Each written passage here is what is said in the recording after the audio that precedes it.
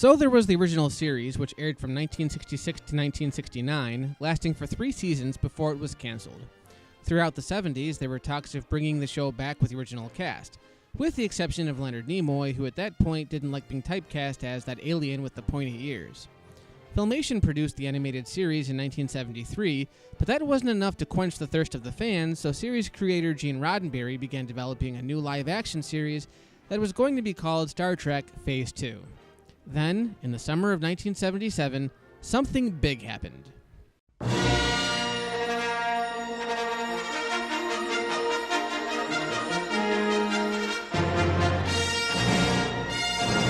Yes, in many ways, Star Trek's introduction to the big screen owes a lot to George Lucas's epic space opera. Essentially, the executives at Paramount saw the potential in Star Wars, most of all in its realistic special effects, and hired director Robert Wise to helm the project. Star Trek the Motion Picture marked the first time the original cast members would share screen time since 1969, so it plays out like a reunion film, and it made sense why so many fans flocked to see it on the big screen despite its mixed critical reception. We learn that in the year since the show ended, the Enterprise has long ended its 5-year mission, and Captain James Kirk has been bumped up to Admiral, which means it's been years since he's actually been on an active starship. One of the central themes in this film is accepting the passage of time, but also accepting the role that is right for you.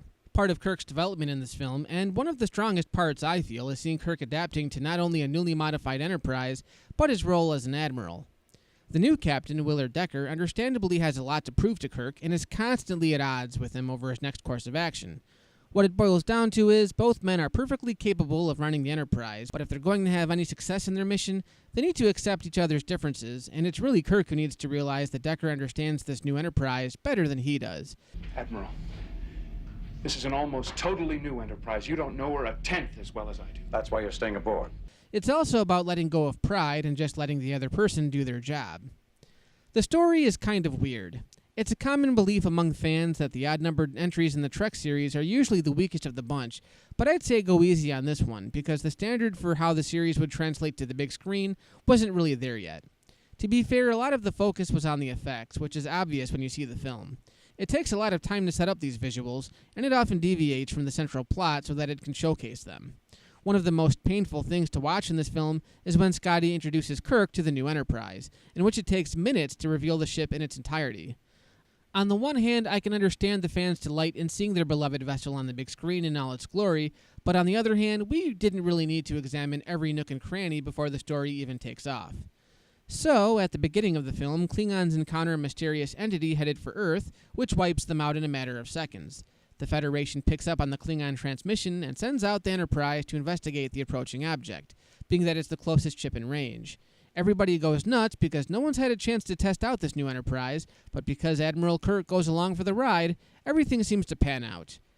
Ensign, the possibilities of our returning from this mission in one piece may have just doubled. Kirk is so distanced from the workings of the ship that he actually contributes to killing a fellow shipmate by accidentally scrambling his molecules during a beam-up.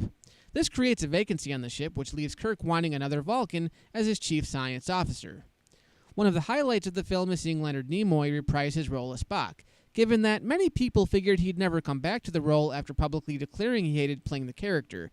It's kind of like Harrison Ford coming back to play Han Solo. It wasn't that he necessarily hated the role, but he just didn't want to spend his whole career being tied to one character. And I'm sure the money helped too. In the meantime, Spock is back on his home planet Vulcan, where he's undergoing the ritual of Kolinar, the purging of all of one's emotion. During the ritual, Spock picks up on the emotional signature of the thing that's approaching Earth, and at the last minute decides to return to Starfleet. I should probably mention here that the version of the film I'm watching is the director's cut, which in the same vein as the Star Wars special editions, replaces a lot of effects. In the original cut of the film, Vulcan is seen as a barren wasteland with very little background elements. This was thankfully enhanced in the director's cut. I should also note that the filmmakers, while restoring the film for DVD, took great pains to make sure the new digital effects looked like they came from the time period, so if you're watching this movie for the first time, the updated effects shouldn't be that noticeable. The other highlight is DeForest Kelley back as Bones McCoy, as crotchety as ever because he was drafted back into Starfleet. Seeing these three together is what saves the film, and in my opinion, is what makes the whole series so endearing.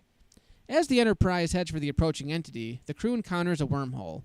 This is both one of the sillier scenes because of how the crew reacts to the anomaly, but also an important one because it displays how Kirk is unwilling to allow Decker to control his ship.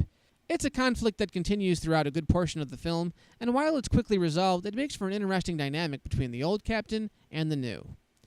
Then you have one of the new characters, Ilea, who shared a romance with Decker in the past. After the Enterprise navigates the core of the entity, another drawn-out effect sequence, Ilea is seemingly disintegrated, only to resurface as a sort of spokesperson for the creature. It reveals that the entity's name is V'ger, and that its sole purpose is to find its original creator. In order to do that, it needs to destroy all the carbon-based life forms on Earth. So basically, it wants to wipe out all of humankind. Spock, this child is about to wipe out every living thing on Earth. Now, what do you suggest we do? Spank it. Spock mind melds with V'ger and recognizes an advanced intelligence that spans several galaxies. He senses a sort of emptiness along with a profound need for an explanation for his existence, but can't find the reasoning behind it. This simple feeling is beyond V'ger's comprehension. In the third act, we finally figure out where V'ger came from. I'm not going to spoil it because it's one of those famous plot twists that you need to experience for yourself. It's pretty clever, and it makes a lot of sense when you think about it. However, getting past that, ultimately V'ger wants to join with his creator in order to define his purpose. Decker comes up with the idea that what V'ger needs is a human component to fill in the void, so he joins with Ilea to complete V'ger's mission. The motion picture is both a fascinating and exhausting journey.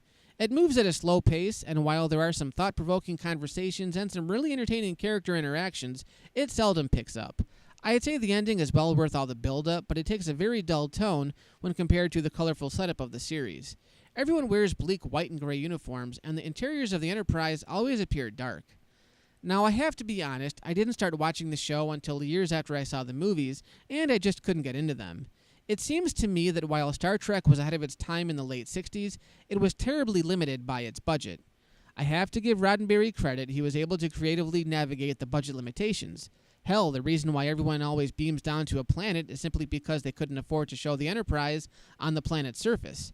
It's funny to think now, with the new rebooted series, that even with huge budgets, the crew is still beaming in and out of trouble. So personally, I don't think the show has aged well, and while there are a couple of notable episodes, I'd still take this film any day over most of the original episodes. It's bland, sure, but the sense of wonder as the crew continues to probe V'ger's motives, not to mention the awesome special effects, makes it something kind of special. It's also been hailed as a 2001 wannabe, which is curious. Why do people still consider 2001 a masterpiece and then scratch their heads at something like this, a film that isn't quite as cryptic as 2001, but that still treats space travel with a sense of wonder and adventure? Maybe it's because there was a lot more writing on this film, given its history and the high expectations from fans. My final verdict? It's a good film, even if and especially if you're not a Star Trek fan. I wouldn't start with this one per se if you're a newcomer to the series, but it stands on its own as a curious bit of science fiction history.